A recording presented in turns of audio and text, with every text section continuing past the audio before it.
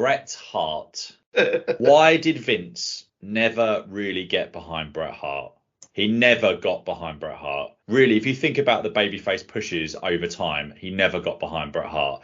This show on pay-per-view, and I never knew this until I was doing my research for this, actually outdrew WrestleMania 8 by about 40,000 buys, which is not, exceptional, but there's more. And I don't think a lot of that, I don't think you can put all that down to Hogan, because Hogan was in WrestleMania 8 in a supposed retirement match, and that didn't get people interested. I think you've got to put some of this on Bret, and it's something new, and it's Bret versus the big challenger in the main event of WrestleMania. And if you look forward by a year to 1995, WrestleMania without Bret, with Diesel and Shawn Michaels, dropped by 80,000 buys for them, and all the promotion around Lawrence Taylor. So if Bret ever got a proper push, Hogan or Austin or Cena or Reigns, he never got anything close to that. Legitimately got behind, actually beat other top stars, and what could have been. He was always a transitional champion. It was always about something or someone else, and it should have been about him. And people talk about his drawing ability, but Vince never put a rocket under him at all. And just because he had the belt a number of times, it doesn't mean that he was ever booked in the right way. And this show is a travesty. Hogan was not the answer in 1993. Yokozuna, for a whole complete theme of the promotion, for him to be the first proper kind of long-ranging heel champion. I don't think Yoko's looked back on fondly, but I don't think he was the guy to be. He wasn't that good to be in that position where he could, I can only imagine some of the house show main events with him in it, and people not going home very happy with a kind of screwy finish at the end. And it was just complete change of the whole way this promotion had been as a babyface promotion for so long. Luger, obviously they tried to shoehorn in, that didn't work. Bret was the guy, and he should have been treated as the guy from the time he won the title, probably to around 96, 97. But Vince, being the slimy old he was always looking for a shinier toy. So yeah, that's my thoughts. I just think a lot of us on this podcast really have fond memories of Bret, but if you really think about high profile Bret Hart wins on pay-per-view during his time as champion, it's very few and far between. He had a lot of matches with The Undertaker where, screwy finishes, Diesel screwy finish, so he got it eventually, but obviously beat Owen Hart. He never was pushed like people have been since him or before him. So just to take it further in terms of WrestleMania buys as well. So you mentioned that WrestleMania 8 drew 390,000 buys, WrestleMania 9 430. WrestleMania 10 was again over the 400,000 mark. And then 95 back to 340. WrestleMania 12 was 290. WrestleMania 13 was 237, the lowest of all time. And it's gone by then. It's too late. Yeah. Yeah. And none of those shows featured Bret in the main event. The ones that featured him in the main event were the best ones of that time. Yeah. So even when business was down, Bret actually was the best draw they had. But for whatever reason, Vince just didn't want to strap the rocket to him. Is not really the right thing to say, but basically he didn't want to consistently book him in a strong way that would make him out to be the champion. He was kind of like the fallback. Whenever they tried to find the next Hogan and couldn't, and it didn't work out, they went back to Bret until they could find the next guy that would be potentially that guy. I'll read you a little bit of 35 years of WrestleMania, shall I? Please do. This is what I'm talking about the sort of semi-kayfabe thing, which it's weird. So Bret Hart left Las Vegas disappointed. He explains, if Vince said to me, we're bringing Hulk back and we need to put the title back on him, and explained to me what they had in mind rather than letting me think I was doing a great job, I wouldn't have had a problem with it. While Hulk was back, we didn't speak until it was time to go over the finish for the match. Everything was very friendly. He thanked me and said he'd be happy to return the favour. And I said again in a friendly way, I'm going to remember that and hold you to it. It never happened. I think that sets the stage for a lot of things. Bloodboiling.com. So I should explain what the hell's happened here, because we haven't, even though I'm sure most people know. So effectively, this is all linked to the main event. So the main event of the show is Bret Hart defending the world title against Yokozuna. It's a match that lasts just under 9 minutes and ends when Bret Hart gets the sharpshooter on Yokozuna. Mr. Fuji throws the salt in Bret's eyes, and then Yokozuna pins Bret to win the title. As Bret is struggling to see as he tries to exit the ring, and Mr. Fuji is waving the Japanese flag in the center of the ring. Hulk Hogan comes out to help Bret Hart, at which point Mr. Fuji then challenges Hogan to a match there and then, and that match then takes place. Yokozuna grabs Hulk Hogan from behind. Mr. Fuji throws the salt again, but this time Hulk Hogan ducks. Hogan hits the big boot, the leg drop, and gets the pin. The match is over in 22 seconds, and I did all of that without consulting a single bit of my notes, because that stuff is indelibly etched on my brain. Matt, what did you think of it all? I had heard about this show before, but then I forgot about it. But then when I realized that this was going to be that show, I did have a bit of a chuckle to myself because I thought, oh god, some of the guys are not going to be happy with this. But it's an interesting one for me now, because looking specifically at the crowd reaction for Bret, considering the match was not that long, they seemed to be solidly behind him and quite loudly behind him, I felt, versus Yokozuna. So I thought he certainly had some crowd support there, which was interesting. The one thing that I did feel, specifically after watching, all the other WrestleManias that we've seen up until this point, is that no disrespect to Bret and then the Bret fans, I didn't feel that Bret being in the main event, it didn't feel like a big deal to me. Like, Hogan was obviously on the, as we'll get to, Hogan was on the card earlier on in a tag team match earlier on in the night. And it felt really flat to see Hogan in that position. Now, I know you can't have guys in that main event spot all the time, but it really, to me, it didn't really feel right. Specifically seeing that the highs that Hogan had got to at that point over the last couple of shows, it really felt quite odd. So seeing Hogan be involved in the main event at the end, I'm not going to the way they went about it, it really did kind of put the screws to Bret. But I kind of felt that Hogan was the guy. I mean, again, not thinking of, where they were going or in terms of pay-per-view buys or anything like that. Just as from what I've seen, Hogan still felt like the guy to me. So that actually felt right. So I was okay with Hogan walking away as the champ by the end of it. Yeah, again, they definitely could have done something to maybe soften the blow for Bret, because there was no need for that. But yeah, like I said, I mean, for me, Hogan still felt like the big deal. So to see him in that spot, for me, that felt right. I think the problem with this finish, and Bret, and I do kind of get that in terms, if you were watching at the time, Bret got the title in October. She had Survivor Series, he had him through Royal Rumble, he beat Razor Ramon, I think, from memory, and then you had this. So Hogan's gone in June, and now whatever was going on behind the scenes, clearly they didn't have Hogan nailed down for a long time, or whatever. I know there was talk about Bret and Hogan at SummerSlam, but what this company needed was, whether you go with Hogan or whatever you do, and I think today you get this. I think today Bret beats Yokozuna. It's Bret and Hogan at SummerSlam. Now you can talk about what you do in the finish, and you can think about what that finish is right at the end based upon reactions on television and how the angle goes and how people perform. It's just Bret, that show it had to finish with Bret Hart triumphant over Yokozuna, with the crowd celebrating and fireworks going off, because otherwise you killed him. And I'm not sure Bret was great at WrestleMania 10, but it took a year to get back there, and he only got the title then because Luger, it didn't really work out for Luger, and it was always about Luger. And I just think, if you go back in fantasy book, where would the company be? Bret beats Yokozuna, Bret Hogan at SummerSlam, Hogan slightly heals it up in the road to SummerSlam, but not full heel.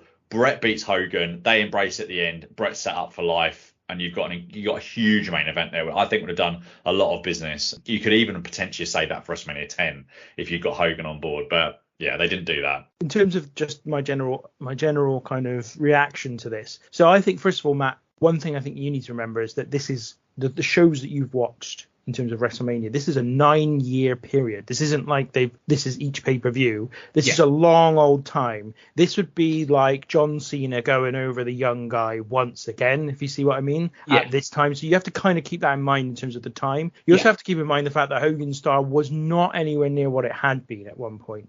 The numbers bear that out. The reaction to Hogan bears that out. Even he looks less of a star because he's off the steroids by this point. Everything about him is less of a star thing. He's also pretty much exhausted his hopes of a mainstream career by this point. His big films are done. Like they've been released and they've been massive flops because he's no actor whatsoever, and the scripts that was chosen for him or that he chose were absolutely dreadful. I think sometimes this sort of retrospective belief, especially with what he would remember, Matt, when we were talking about Kiss, and I was sort of saying how acts go through this kind of trough and then they come out the other end as a nostalgia act. That's what effectively happened with Hulk Hogan, is he went through this trough where through 92, 93, 94, right through to his heel turn, I guess, when he was quite cool again, was big. But then the red and yellow Hogan really only got kind of got back to being something that was popular by 2001, 2002 for that big nostalgia hit when he returned to WWE.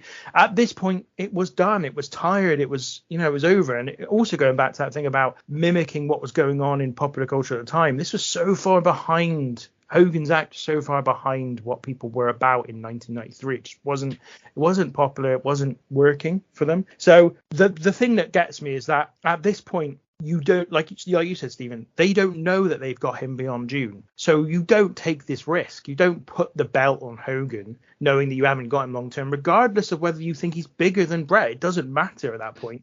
Business wise, you've just got to keep the belt on Bret and go from there. The only thing I will differ from you, Stephen, on is that I actually I'm a bit more up on Yokozuna than you are.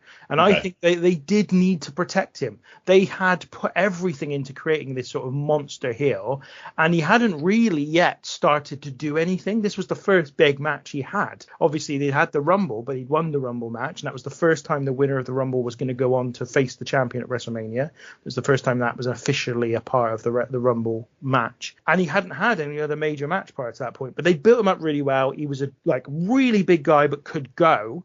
You know, I think they felt like there was the potential for him to be their Andre the Giant for the next 4 or 5 years. And so I do think they booked themselves into a little bit of a corner here with the fact that they couldn't have Yokozuna lose. I think they really felt like they couldn't have him lose. But also, how can you have the main event of WrestleMania end on a count out or disqualification or whatever? Admittedly, it kind of did the year before, obviously, with Hogan and Sid. But I think they would have been in trouble had they tried to do it again. So that part of it, I think, makes it tricky, because I do think they put themselves into a corner. And obviously, they had supposedly plans to have Hogan versus Bret at SummerSlam. Whether that would have meant that, I don't know, Hogan would have faced Yokozuna at King of the Ring and then beat him and then moved on to Bret, or whether they could have done something else where, I don't know, Bret faced Yokozuna in a rematch at King of the Ring, beat him, and then had Hogan face Bret. I don't know. I don't know what they would have gone for, but I do feel that they were in a position where they felt that Yokozuna was an asset to them at a time when they didn't have a lot of big heel assets, and needed to capitalize on what they built in him. The thing with Yoko, though, they did beat him in 22 seconds, didn't they, still? That's true, yeah, that's true. Yeah. I mean, I think just while you were talking, I was thinking you could do the whole Luger thing with Yoko, but not for the title. You could have Yoko come out of this, whether Bret could do I'd love to have seen Bret do a small package win on Yokozuna, but something like that. It doesn't have to be like a definitive submission. It would be like they did it at WrestleMania 10 with him falling off the rope, so that didn't look amazing, but something like that. There's enough creativity there to have a finish that he doesn't look bad from. It's like a fluke almost.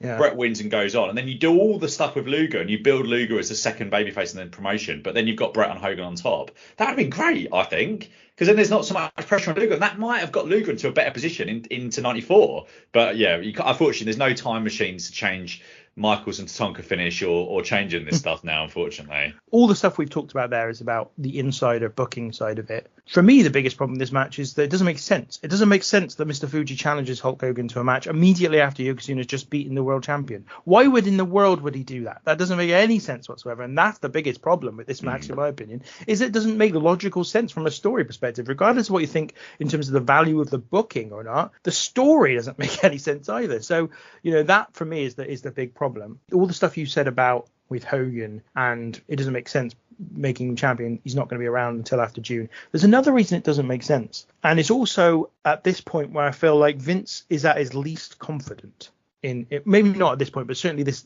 period, this 3-4 years. And why I've said before, it's fascinating to me, the booking of this period. It feels like he's really not got a lot of confidence in himself, because he has made this bold decision to go with a new generation, to the point where Randy Savage is still on his roster and he doesn't even use him at this show because he's trying to show that this is the new generation. He's let Big Boss Man go. Jake Roberts has gone. British Bulldog has gone. The Ultimate Warrior has gone. He's let really big stars. Jim Duggan's been written out at this point and will be gone before the end of the year.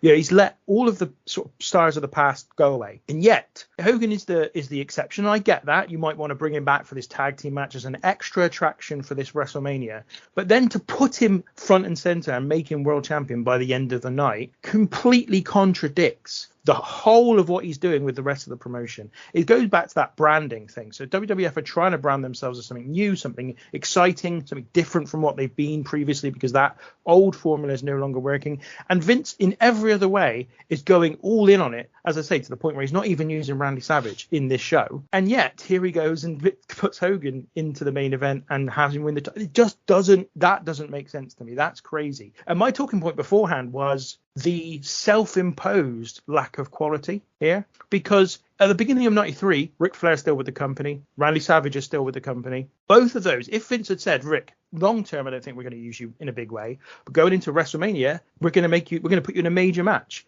he would have stuck around. He'd have stuck around until Vince decided he no longer want to book him as a main eventer. That was the whole deal that they had, was that basically Vince just had to tell him the minute he wasn't going to use him in a main spot, he would move him on. So they didn't need to have Ric Flair go before this. It just so happens that Vince told him, I've got nothing for you in the long run at the top end of the show. He could have had Savage in a major match. There's no reason why both of those people couldn't have been Bret's main opponent at WrestleMania 9 or even at Royal Rumble before this. Why didn't Bret win the title at a major show? He didn't even beat him on TV in the end. It got put on a video release rather than on a TV show. I mean, they would have shown the highlights on a TV show, but it wasn't kind of built to a Saturday night's main event or anything. And they could easily have done that I think on the last Saturday night's main event. The main event was Shawn Michaels versus the British Bulldog. Why not have Bret Hart and Ric Flair in that main event and do something really big? So even in that respect, his legs have been cut from under him, because he doesn't get a big high-profile world title victory. He gets hidden away on this sort of show that's being recorded for home video. And then at Survivor Series, he faces Shawn Michaels, who was not at that point a main event attraction in any way. And then, as you said, at Royal Rumble, he faces Razor Ramon, who also only recently been introduced to WWE audiences and wasn't really at that main event level either. I understand what Vince was trying to do. I like the boldness. I've always said I like the boldness of going, you know what? No, we're going to absolutely invest in our young talent. But when you then so easily contradict that by having Hogan win the title in the main event list, you're left wondering why Bret didn't go over Flair, Bret didn't go over Savage, Bret didn't go over someone of real star quality, which was entirely within their gift to do. You could think how good, I think this is somewhere in my notes, but think how good a Bret versus heel Randy Savage feud could have been. And that's such an easy one. They've tagged a lot on house shows because Randy was still working live events around this time. They just didn't feature him on TV. But you could have done classic match on Raw, Savage, build it up for a couple of weeks. And they did occasionally do stuff like this. Because I remember 1, 2, 3 Kid and Bret was probably about a year or so after this, or maybe 18 months after this. And then, they're all friendly, but Bret beats him with a little roll up, my favourite finish. And then Randy loses his mind because he's lost his last chance to be WWF champion, and you build it. And then you do a pay-per-view match. That would have been so good. And Savage was 41 in this time. He's not past it. He had good stuff left him in WCW after this. But as you say, Ben, they put him with people that were lower, and they never let him win up, if that makes sense. He always won down rather than up. Yeah, and they could have done it. Like I said, they were there. They had the people there. I seem to remember a rumor that the Ultimate Warrior, that one of the plans was for the Warrior to turn heel and for him to face Bret at Royal Rumble. That was one of the apparent rumors. But that might have been better. But the point is that even when he became champion, a lot of these guys were still in the company. So there was no reason why he couldn't have beaten one of them or a couple of them during this period. I mean, there's no reason why he couldn't. Going back to SummerSlam 92. If they'd had any long-term thought to this, they could have had Warrior win the title there, Bret beat Warrior for the title in a big match, then beat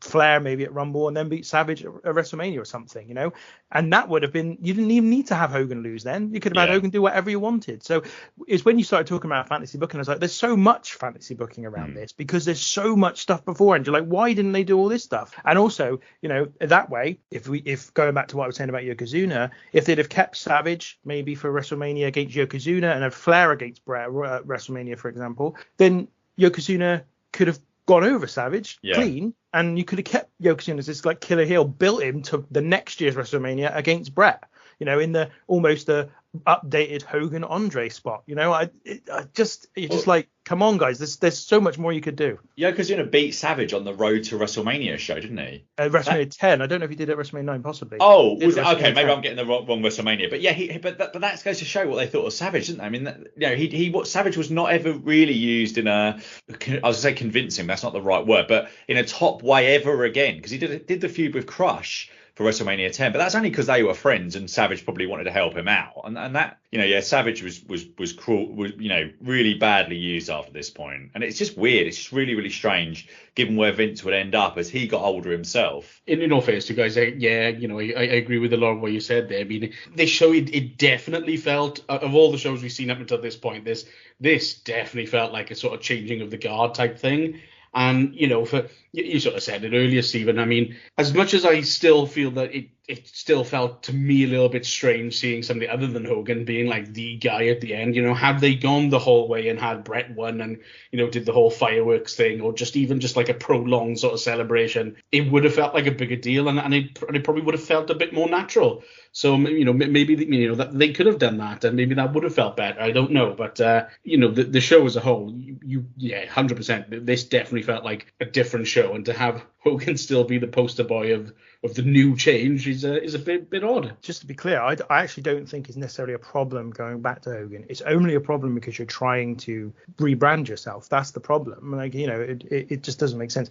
Going back to what you said, Stephen, so Yokozuna did beat Savage on the March to WrestleMania 9 show. Okay, right. Yeah. But he also, so I think they had a match on Raw in the lead up to WrestleMania 10 for the title. And I think Savage had him beat and then Crush attacked him to stop him from winning the match. So that's where I got a little bit. They definitely did. I remember that now. Yeah, I remember that. So I just think it's I'll go back to this every time. This period for me is fascinating purely because of what decisions they're making all over the place. And it really feels like Vince is just not confident. He just seems to constantly be changing his mind about what he wants to do, seems to be hedging his bets, seems to be unsure of. And also I think he's probably distracted quite a lot by what the hell's going on outside of the wrestling world and kind of worried about his trial that's coming up in the following year.